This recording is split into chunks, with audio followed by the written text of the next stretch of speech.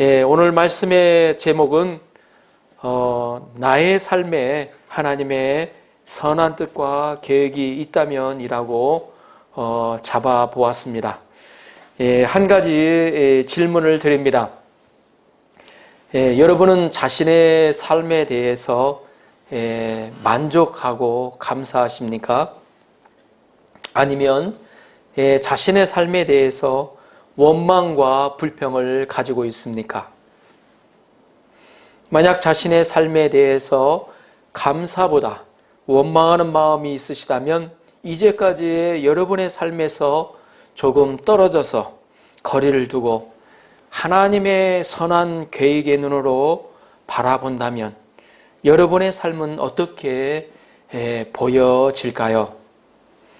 이제까지 우리의 삶이 좀 다르게 보이지 않을까라는 기대를 가져봅니다.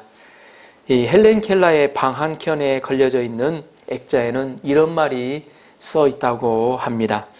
내 생에 행복하지 않은 날은 단 하루도 없었다. 내 생에 행복하지 않은 날은 단 하루도 없었다. 행복하지 않은 날이 단 하루도 없었다는 게 아니고 날마다 행복했다는 거죠. 그녀는 그녀의 매일의 삶을 행복으로 고백하고 있습니다. 그녀가 어떻게 이런 고백을 할 수 있었을까요? 여러분 한번 생각해 보십시오.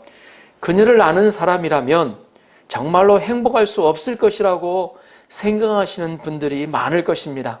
여러분들이 아시는 것처럼 그녀는 보통 사람처럼 보지도 또 듣지도 말하지도 못하던 사람이었습니다. 돈이 많이 있는 것도 아니었습니다. 그런데 그녀는 행복하지 않은 날이 단 하루도 없다고 고백하였습니다. 오늘 말씀은 예수님께서 날 때부터 맹인된 자, 즉 소경된 자를 고쳐주시는 내용입니다. 예수님은 날 때부터 앞을 보지 못하는 그를 보며 하나님이 하시는 일을 나타내고자 하심이라고 말씀하시고 그의 눈을 보게 하심으로 하나님의 영광을 드러내 주셨습니다. 하나님의 하시는 일을 드러내는 도구로 쓰임받고 성경에 그는 기록되었습니다. 말씀을 통해서 문제를 보시는 예수님의 눈에 대해서 생각하며 우리도 하나님이 하시는 일을 드러내는 존재로 쓰임받을 수 있기를 기도합니다. 아멘. 1절을 보십시오. 1절 같이 한번 읽어보겠습니다. 1절 시작. 예수께서 길을 가실 때 날 때부터 맹인된 사람을 보신지라. 예수님께서 제 아들과 함께 길을 가실 때였습니다. 길 가시는 도중에 날 때부터 맹인된 자를 만나셨습니다. 자, 맹인은 누구를 말합니까? 이 앞을 보지 못하는 사람입니다. 태어날 때부터 앞을 보지 못하는 사람이기에 그는 선천성 소경인 것을 알 수가 있습니다. 이 소경의 두 종류가 있는데 하나는 이 선천성 소경, 또 하나는 후천성 소경 두 종류가 있다고 합니다. 이 후천성 소경 같은 경우에는 그러니까 태어나고 나서 눈을 다치거나 보지 못했을 경우에는 눈을 치료해서 회복할 가능성이 있다고 합니다. 그러나 선천성, 태어날 때부터 앞을 보지 못한 사람은 치료해도 회복할 가능성이 없다고 합니다. 한마디로 오늘 본문에 나오는 맹인된 자는 나을 가능성이 없는, 전혀 없는 불치병자였다는 것을 알 수가 있습니다. 자, 태어날 때부터 소경된 자의 아픔이 어떠했을까요? 한번 생각해 볼까요? 그는 태어날 때부터 그의 눈으로 앞을 본 적이 한 번도 없습니다. 그는 태어나서 부모님의 얼굴을 본 적도 없습니다. 봄에는 싹이 나고 여름에는 녹음으로 짙어가며 가을에는 형형색색으로 변해가는 아름다운 단풍도 그는 본 적이 없습니다. 어제 오늘 아침에 동경에 많은 눈이 온다고 했었는데 실제로는 눈이 안 왔죠. 보면 저기 니가타나 보면 그 수많은 눈, 또 겨울에 어때요? 눈이 오는 그 정취를 아름답게 보시는 분들도 있습니다. 아름다운 이 세상의 변화를 그는 앞에 보지 못해서 볼 수가 없었습니다. 길 가다가 아름다운 새소리를 들어도 그는 그 새의 모습을 볼 수가 없었습니다. 어떤 날은 길을 걸어가다가 돌멩이에 걸려 넘어져서 얼굴과 코가 심하게 깨질 때도 있었습니다. 그의 아픔이 어떠했을까요? 처음에는 잘 몰랐을 겁니다. 그러나 점점 성장하면서 보이지 않는 눈으로 인해 느껴지는 불편과 한계를 느끼고 절망했을 것입니다. 자신을 이렇게 낳아준 부모님을 원망했을 것 같아요. 왜 저를 이렇게 낳아 놓으셨냐고요. 그리고 이렇게 태어난 비참한 자신의 인생을 부정하며 남모르게 눈물을 흘리며 절망했을 것입니다. 그는 보이지 않는 것으로 마음의 큰 상처와 아픔을 간직하며 살아왔습니다. 이 8절에 보면 그는 소경거지라고 나옵니다. 길가에서 지나가는 사람들에게 구걸하던 사람이었습니다. 길가에 앉아서 때국물이 흐르는 옷을 입고 검은 안경을 쓰고 지팡이를 옆에 두고 사람들에게 한 푼 줍쇼 한 푼 줍쇼 구걸을 하고 있었습니다. 그는 하루하루 구걸하며 입에 풀칠하며 사는 비참한 인생 그 자체였습니다. 그의 모습에서 삶의 희망, 삶의 기대라는 것을 발견할 수 없었을 것입니다. 예수님은 이런 그의 모습을 보셨습니다. 성경에서는 예수님이 보시는 장면이 많이 나오죠. 예수님은 과연 어떤 눈으로 보셨을까요? 참 안 됐네 하며 보셨을까요? 아유, 그렇게 생겨먹은 걸 어떻게 하겠어? 어쩔 수 없잖아 하며 보셨을까요? 예수님은 그렇게 보시지 않으셨습니다. 예수님은 언더스탠딩, 이 눈으로 그를 바라보셨습니다. 날 때부터 원망으로 얼룩진 그의 마음의 상처들을 바라보셨습니다. 그가 왜 이렇게 되었는지, 현재 그의 모습, 또 그로 인해 그가 겪어야 했던 무시와 멸시와 모욕과 희롱과 모든 상처들을 예수님 보셨습니다. 사람들이 상처를 받으면 이 외적인 상처는 시간이 되면 어느 정도 자연스럽게 고쳐집니다. 그러나 한번 마음에 받은 상처는 쉽게 고쳐지지가 않습니다. 평생 갈 때도 있습니다. 예수님은 그의 상처로 얼룩진 그의 영혼을 보시고 그를 어떻게 하면 고쳐줄 수 있을까 고민하셨는지도 모르겠습니다. 예수님은 한 영혼을 보실 때 의사의 눈으로 보십니다. 예수님은 그의 모습을 보시고 어찌하든지 살려야겠다고 마음 먹으신 것 같습니다. 예수님의 그를 보시고 계실 동안 그 모습을 지켜본 이 제자들이 질문을 했습니다. 2절을 보십시오. 2절 같이 한번 읽어볼까요? 시작. 랍비여, 이 사람이 맹인으로 난 것이 누구의 죄로 인함이니까? 자기이니까? 그의 부모니까? 그들은 앞을 보지 못하는 사람으로 태어난 것이 누구의 죄로 인함인지, 누구의 죄 때문인지 예수님께 질문을 해왔습니다. 그들은 현재 맹인인 것이 분명 그와 그의 부모들에게 누군가 그와 그의 부모들에게 원인이 있다고 생각하고 있었습니다. 제자들은 불행의 원인을 죄에서 찾았습니다. 유대인들은 자신의 죄 때문에 불행하게 산다고 생각했습니다. 대부분 불치병 환자들은 대개 그들의 죄가 심하기 때문에 많기 때문에 그렇게 태어났다고 생각을 했습니다. 자신의 죄 때문에 그런 경우도 있고 사실 우리 주위에 불행이 죄 때문에 생긴 경우가 분명히 있습니다. 자신의 죄 때문에 그런 경우도 있고 부모나 조상들의 죄 때문에 그런 경우도 있습니다. 예를 들어보면 인류의 조상 아담이 불순종의 죄를 범하자 그도 고통을 당하였고 그 후손에게도 가난과 질병과 원망과 죽음이 왔습니다. 요나 여러분 잘 알죠? 하나님의 말씀에 불순종하고 도망가다가 자신도 큰 풍랑을 만나고 그 비에 있는 사람들은 고통을 당하였습니다. 우리가 자신의 죄 때문에 고난을 당한다고 생각하면 자학하기 쉽습니다. 다른 사람의 죄 때문에 고난을 당한다고 생각하면 다른 사람을 원망하기 시작합니다.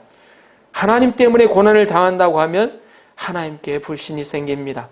그러므로 우리가 죄 때문에 고통을 당하더라도 누구의 죄 때문에 불행이 왔느냐고 질문하는 것은 바람직하지 않습니다. 이 사람이 자신의 죄 때문에 소경이 되었다면 엄마 뱃속에서 죄를 지었을 것입니다. 그런데 엄마 뱃속에서 무슨 죄를 지었겠습니까? 발로 엄마 배를 차는 죄를 지을 수도 있고, 엄마가 주는 영양분에 만족을 하지 못하고 불평을 한 죄를 지을 수도 있을 것입니다. 그 사람이 죄를 범하지 않았다면 그 부모가 죄를 범했다고 할 수도 있습니다. 과학적으로 보면 어머니가 성병이 있는 상태에서 아기를 낳아 눈에 바이러스가 감염되어 소경이 되는 경우가 있고, 또 부모가 약물을 과다 복용하든지 돌연변이에 의해서 그런 경우가 있다고 합니다. 또 과학적으로 부모나 사유에서 원인을 찾을 수도 있습니다. 그러나 이렇게 소경은 부모나 사유에서 원인을 찾으면 원망하고 저주할 수밖에 없습니다. 예수님은 그의 맹인인 것이 누구 때문인지 제 아들의 물음에 대답하여 주셨습니다. 자, 3절을 다 함께 한번 읽어보겠습니다. 3절 아주 중요한 말씀입니다. 시작. 예수께서 대답하시되 이 사람이나 그 부모의 죄로 인한 것이 아니라 그에게서 하나님이 하시는 일을 나타내고자 하심이라. 아멘. 그에게서 하나님이 하시는 일을 나타내고자 하심이라. 예수님은 분명히 이 사람과 그 부모의 죄로 인한 것이 아니라고 부정하셨습니다. 확실히 그 사람과 그 부모에게는 원인이 없다고 말씀하셨습니다. 그리고 그 맹인된 자에게서, 그 대신에 그 맹인된 자에게서 하나님이 하시는 일을 나타내고자 하심이라고 말씀하셨습니다. 예수님은 그 불행의 원인을 과거에서 찾지 않으셨고 또 사람에게서도 찾지 않으셨습니다. 예수님은 그의 불행에 하나님의 선한 목적이 있다고 말씀하셨습니다. 미래의 선을 이루기 위한 좋은 뜻이 있다는 것입니다. 이는 우리 죄인들이 죄수가 과거에 자기가 지은 죄 때문에 감옥에서 형벌을 받는 그런 불행이 아닙니다. 이는 학생들이 미래의 행복을 위해서 열심히 공부하기 위하여 잠도 줄여가며 공부하는 그런 고난과 같은 것입니다. 축구 선수가 미래의 영광을 위해서 자발적으로 훈련을 받는 그런 고난을 받는 것과 같습니다. 이처럼 맹인은 아름다운 미래를 위해서 현재의 고난을 받고 있다는 것입니다. 이는 한 차원 높은 생각입니다. 물론 그 사람이나 부모가 죄를 범해서 불행하게 되었다고 생각할 수도 있습니다. 그러나 여기서 중요한 것은 그곳에 그의 불행 속에 선하신 하나님의 뜻과 계획이 있다는 것을 알 수가 있습니다. 그리고 우리가 하나님의 선하신 하나님의 뜻을, 계획을 인정할 때 그 사람이나 부모가 죄를 지은 것은 더 이상 문제가 되지 않는다는 것을 알 수가 있습니다. 이렇게 불행과 같은 상황 속에서 하나님의 선한 뜻과 하나님의 선한 계획을 찾게 된다면 우리는 어떤 상황 가운데서도 소망이 생깁니다. 어떤 절망적인 상황 가운데서도 소망을 생각할 수가 있습니다. 우리는 이 소망을 이루기 위해서 열심히 일을 할 수가 있습니다. 요셉은 분명히 형들이 자신을 팔아서 애굽에 왔습니다. 그 성경에 써 있잖아요. 형들이 어때요? 시기에서 어때요? 굴에다 던져 넣었는데, 그래 던져서 죽이기보다 애굽으로 가는 어때요? 상인에게 파는 게 낫겠다 그래서 팔았어요. 그래서 실제적으로 어때요? 애굽에 어때요? 노예로 팔려왔습니다. 그러나 요셉은 자신을 애굽에 보낸 것은 형들이 아니라고 고백하고 있습니다. 하나님이 생명을 살리기 위해서 보내셨다고 고백하였습니다.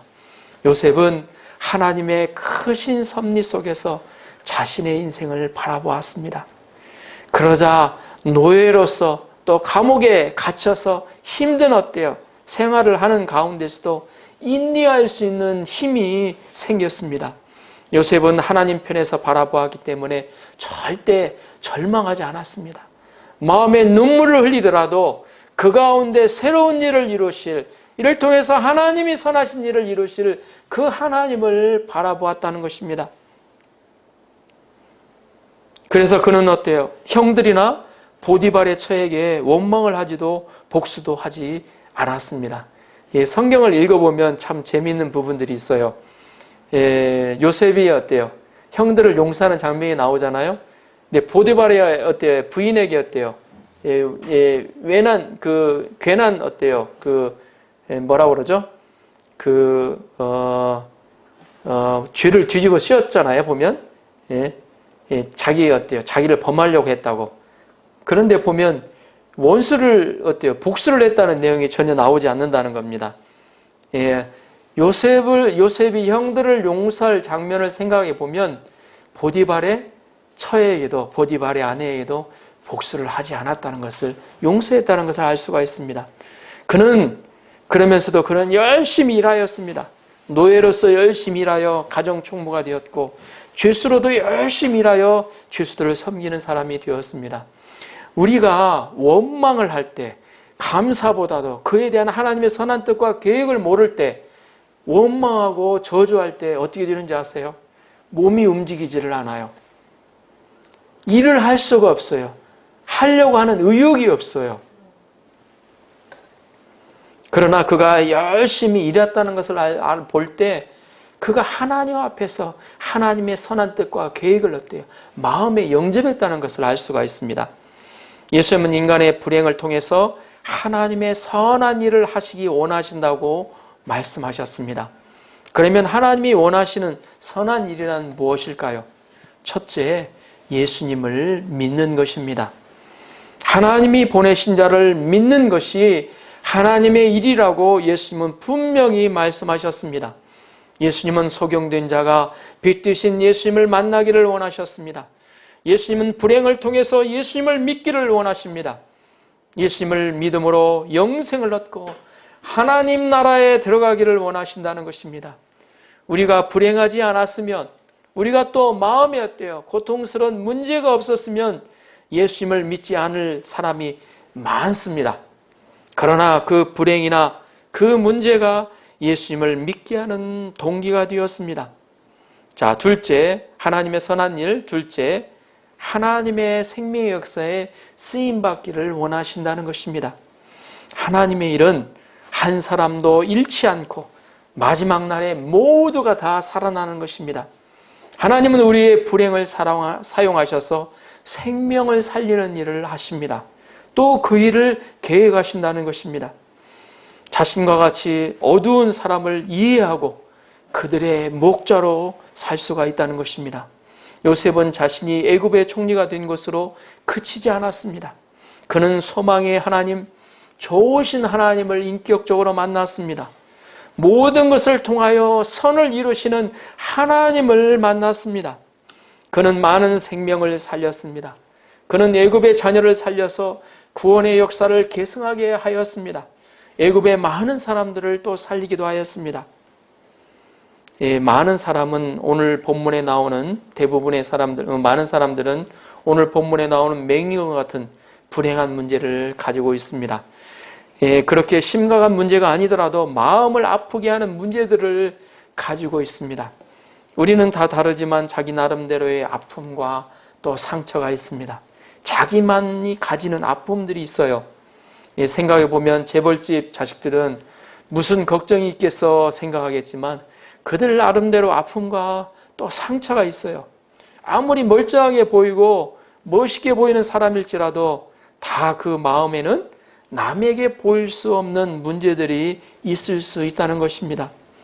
우리의 삶이 하나하나 다 따져보면 고난이나 불행으로 점철되어 있음을 알 수가 있습니다. 그러나 하나님 편에서 전체적으로 보면 아름다운 그림을 이룬다는 것입니다. 이는 모자이크가 하나하나 보면 아무 의미 없는 것처럼 의미 없는 것 같이 보이지만 전체적으로 보면 어때요? 아름다운 그림을 이루는 것과 같습니다. 하나님은 여러 고난을 통해서 아름다운 내 인생의 그림을 그리고 계신다는 것입니다. 여러분이 잘 아는 음악가 베토벤, 여러분 잘 아시죠? 아시는 분들은 운명하면 박 튀어나올 것 같은데, 구악장, 합창, 베토벤, 이 9째 아들로 태어났어요. 그런데 그의 어머니는, 그의 부모님이 어떤 사람이었냐면, 그의 어머니는 매독에 걸렸고, 또 그의 아버지는 어때요? 알코올 중독자였어요. 그의 형들은 다 보니까 뭐 귀머거리나 장님, 정신지체아들이 많았다고 합니다. 이런 걸 볼 때 얼마나 어때요? 불행한 가정이겠어요. 베토벤도 나중에 귀머거리가 되잖아요. 그러나 이런 불행한 조건 가운데서 태어난 베토벤을 통해서 하나님은 아름다운 음악을 작곡해 하셨다는 것입니다. 우리 가운데 크고 작은 질병을 앓는 분이 있습니다. 공부가 또 원하는 대로 안 되는 사람도 있을 것입니다. 또 사업이 잘 안 되는 분도 있을 수 있습니다. 우리는 이런 것을 보면 어두운 생각이 몰려옵니다. 누구 때문이지? 코로나 때문인가? 여러 가지 원인을 어때요? 찾고 찾아봐도, 찾으면 찾을수록 어때요? 어두운 어때요? 결과밖에, 원인밖에 다 떠올려오질 않아요. 그러나 예수님은 이런 것을 통하여 하나님이 하시는 일을 하고자 하신다는 것입니다. 우리의 불행을, 우리의 문제를 은혜의 샘터로 만들고자 하신다는 것입니다. 예수님은 이렇게 말씀하시고 친히 어떻게 운명과 불행을 극복하는가 하는 것을 보여주셨습니다. 자, 4절을 보십시오. 4절 같이 한번 읽어보겠습니다. 4절, 때가 아직 낮침에 나를 보내신 이의 일을 우리가 하여야 하리라. 밤이 오리니 그때는 아무도 일할 수 없느니라. 이 말씀은 우리가 열심히 일을 해야 하는 이유를 가르쳐 주시는 말씀입니다. 때가 낮입니다. 하나님도 낮에는 열심히 일을 하셨습니다. 그리고 저녁이요 쉬셨습니다. 우리도 낮에는 열심히 일을 해야 한다는 것입니다. 낮은 우리가 젊을 때를 말합니다. 우리에게 건강이 있을 때고 돈이 있을 때고 또 어때요? 그러한 어때요? 환경이 주어졌을 때 우리에게 사명이 있을 때입니다. 우리는 늙고 죽으면 일을 할 수가 없어요. 날이 저물고 저녁이 오듯이 반드시 죽음이라는 어때요? 그 과정은 우리에게 찾아오게 됩니다. 축구 경기가 끝날 때가 있듯이 우리 인생도 끝날 때가 있다는 것입니다. 우리의 심판의 때는 반드시 옵니다. 어둠과 죽음이 덮치는 때가 온다는 것입니다. 우리는 그 전에 열심히 일을 해야 합니다. 사람들에게 있어서 2002년 월드컵 경기죠. 2002년 하면 한일 월드컵 생각이 나는데 가장 인상적인 경기가 어느 경기였는가 질문을 했다고 합니다. 그때 대부분의 네티즌들은 이탈리아의 경기라고 16강이었죠. 경기라고 했습니다. 그때 1대1이 됐는데 어때요? 연장전이었나요? 후반전이었나요? 그때 어때요? 연장전 몇 분을 남겨놓고 안정환이 골든골을 넣었는데 매우 감동적이었습니다. 마지막까지 최선을 다해서 역전시키는 그 드라마는 참으로 멋이 있습니다. 감동적입니다. 우리는 선수가 힘써 경기를 해야 하듯이 힘써 인생에서 열심히 공부하고 자신의 재능을 개발해야 합니다. 하나님이 우리를 보내셨을 때는, 이 세상에 태어나게 하셨을 때는 할 일도 주셨다는 것입니다. 우리에게 사명을 주셨습니다. 우리는 사명을 마치기까지 최선을 다하여 일해야 합니다. 5절을 보십시오. 내가 세상에 있는 동안에는 세상의 빛이로다. 빛이로라. 아멘. 우리가 어떤 불행한 조건 가운데서도 열심히 일할 수 있는 이유가 무엇입니까? 절망과 원망으로 살지 않고 감사로 일할 수 있는, 생활할 수 있는 이유가 무엇입니까? 그것은 빛 되신 예수님이 우리와 함께 하시기 때문입니다. 예수님은 우리 마음을 밝히는 빛이 되어 주십니다. 예수님은 우리의 차가운 마음을 따뜻하게 하시는 빛이 되십니다. 예수님은 운명의 어둠을 몰아내는 섭리의 빛으로 우리와 함께하여 주십니다. 하나님의 사랑을 알려주는 사랑의 빛입니다. 절망하는 자에게 새로운 소망을 주는 소망의 빛입니다. 예수님은 원망의 어둠을 몰아내는 감사의 빛이 되십니다. 예수님은 절망의 어둠을 몰아내는 희망의 빛이 되십니다. 우리가 빛이신 예수님을 영접할 때 어떤 상황, 어떤 조건 가운데서도 힘써 일을 할 수가 있습니다. 예수님은 이 말씀을 하시고 일하는 것에 친히 본을 보여주셨습니다. 그러면 예수님께서 구체적으로 어떻게 하나님의 일을 열심히 하셨습니까? 6절을 보십시오. 자, 6절 같이 한번 읽어볼까요? 6절 시작. 이 말씀을 하시고 땅에 침을 뱉어 진흙을 이겨 그의 눈에 바르시고. 아멘. 예수님은 말씀 한마디로 소경을 고치실 수 있었습니다. 소경아, 눈아 떠져라. 예, 성경에 보면 많은 어디 기록되어 있잖아요. 그러나 예수님은 이렇게 고치시지 않으셨어요. 제 아들에게 일하는 것을 직접 그때 가르쳐 주시고자 하셨던 거예요. 예수님은 일을 하고자 했으나 일을 할 수 있는 도구가 아무것도 없었습니다. 수술 도구가 있었나요? 병원에 입으시기를 돈도 있으셨나요? 아니죠. 하지만 땅에는 진흙이 있었고 또 입에는 침이 있었어요. 예수님은 침을 땅에 뱉었습니다. 그리고 예수님은 그 침으로 진흙을 이기기 시작하셨습니다. 쫙쫙 이겼죠. 이겼죠.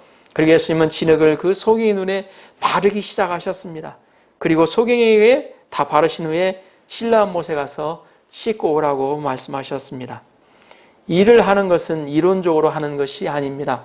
낯이고 그리고 진흙과 침만 있으면 얼마든지 할 수 있다는 것을 예수님이 보여주셨습니다. 이는 내가 현재 가지고 있는 것만으로도 일을 할 수 있다는 것을 알 수가 있습니다.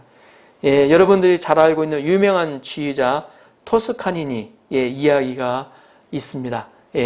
음악을 좋아하시는 분들이라면 금방 알 수 있을 것 같은데 20세기 클래식의 최고의 지휘자로서 알려져 있습니다. 그는 오케스트라를 지휘하는데 악보를 모두 외워서 암기해서 지휘했다고 합니다. 왜냐하면 그는 선천적으로 지극히도 어때요? 지극히도 근시였다고 합니다. 근시인 사람은 뭐예요? 앞에 볼 수가 없죠. 아니 그 앞에 악보를 놔봤자 보이겠어요? 안 보이죠. 근시인데 그것도 지독히 심한 근시라고 그랬습니다. 그는 원래 첼로리스트인데 자기의 파트를 다 외우고 남의 파트까지 외워야 했습니다. 악보는 그냥 놔두고 그냥 연주를 하는 거예요. 머릿속에 다 들어있는 거예요. 근데 어느 날 오케스트라를 지휘하기로 했던 지휘자가 오지를 않았던 겁니다.